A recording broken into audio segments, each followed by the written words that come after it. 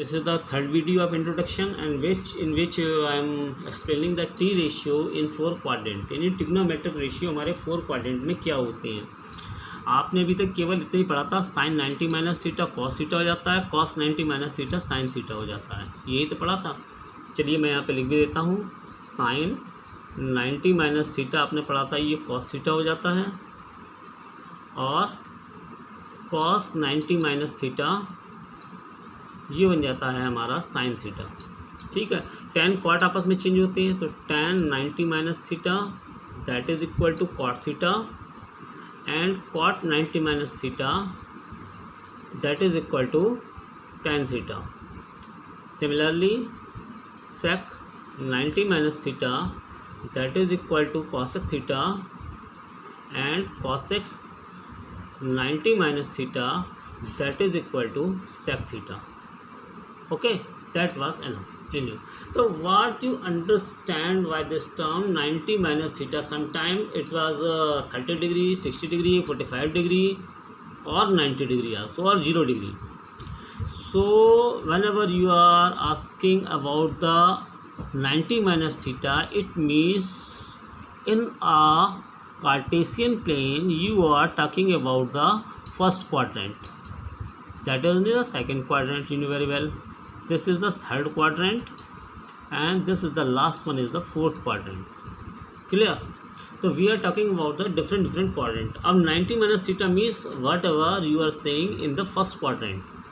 अब पहले क्वाड्रेंट के अंदर हमारा आप देख रहे हैं कि चाहे वो sine tan sec cos cot cosec कुछ भी हो, सारे के सारे पॉजिटिव रहते हैं। क्या ये हमारे सेकंड थर्ड और फोर्थ में भी ऐसा होता है? Now I will tell you about it.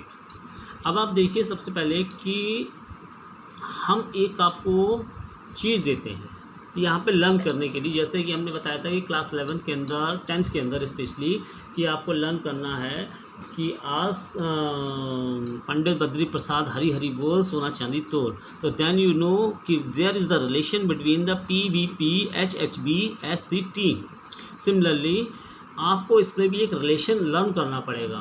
क्या लिखेंगे इसमें? हम इसमें लिखेंगे ऑल साइड्स ट्रेन कैंसिल, सभी दिशाओं की ट्रेनें कैंसिल कर दी गई हैं कोरोना की वजह से, तो ऑल साइड ट्रेन कैंसिल। तो इसका हम पहला लेटर ले लेते हैं, तो ऑल साइड ट्रेन कैंसिल। ठीक है, ASTC। ए का मतलब होता है कि ऑल आर पॉजिटिव, हो गए। एस का मतलब होता है साइन इज पॉजिटिव, तो rest of the negative. T का मतलब होता है टेन इज पॉजिटिव, यानी साइन कॉस और देन टेन इज नेगेटिव। सी का मतलब है कॉस इज पॉजिटिव, तो साइन नेगेटिव कॉस पॉजिटिव और टेन नेगेटिव। क्लियर? बोले सर समझ में नहीं आया। अरे समझ में कैसे आएगा, अभी तो पहली बार अब शुरुआत हुई है अब इसकी, अभी तक तो क्लास 10th का हम आपको बता रहे थे, अब ये क्लास 11th का। तो इसे जज क्या करना है? अब यहाँ पे ऐसे लिखा हुआ है 90 माइनस थीटा, तो इसका मतलब यहाँ आ रहा है पहले क्वाड्रेंट के अंदर। अगर यहीं पे लिखा होता साइन 90 प्लस थीटा, तो क्या होता? कॉस थीटा होता। क्यों होता? देखिए 90 प्लस का मतलब क्या हो गया? ये वाला क्वाड्रेंट हो गया।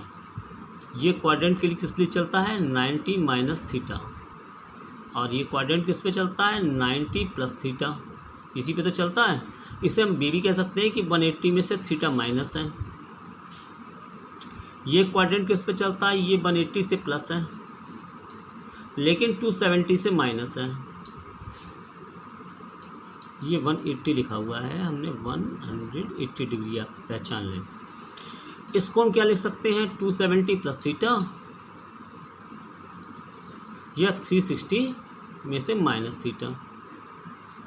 समझ में आ रहा है आपके? अब देखिए हमने आपको बताया था कि sine 90 minus theta cos theta होता है, तो साइन 90 प्लस थीटा वो भी हमारा कॉस थीटा होता है। क्यों होता है? क्योंकि देखिए ये साइन कॉस टेन है और इसके वाइस वर्सा, तो ये क्या हो गया? Tan cot sec cosec, sine और कॉसेक का रिलेशन होता है ना, हम उसको लेके चलते हैं। तीन ही बताते हैं, तीन उसके रेसिप्रोकल होते हैं। अब यहाँ पे आप देखिए कि साइन 90 माइनस थीटा, तो प्लस का साइन का मतलब हो गया कि साइन 90 प्लस थीटा प्लस के कॉसेक थीटा होंगे। अच्छा, अब लिखिए कॉस 90 माइनस थीटा। अब cos 90 minus theta sine theta नहीं होता है, cos 90 minus theta minus sine theta होता है। कि कॉस 90 प्लस थीटा की बात कर रहे हैं, तो 90 प्लस थीटा में कॉस किस में आ रहा है, निगेटिव, तो इसका मतलब कॉस क्या हो जाएगा, माइनस साइन थीटा।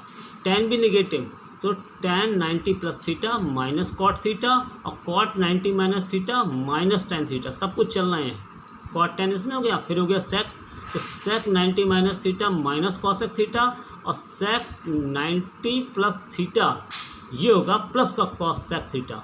क्यों, क्योंकि साइन और कॉसेक का रिलेशन होता है। ठीक है, साइन और कॉसेक एक दूसरे के रेसिप्रोकल्स होते हैं। समझ में आ गया। और इसकी बची हुई चीज़ें मैं आपको कल बताऊंगा। फिलहाल आप इतना चार्ट बना लें अपनी फेयर कॉपी के ऊपर।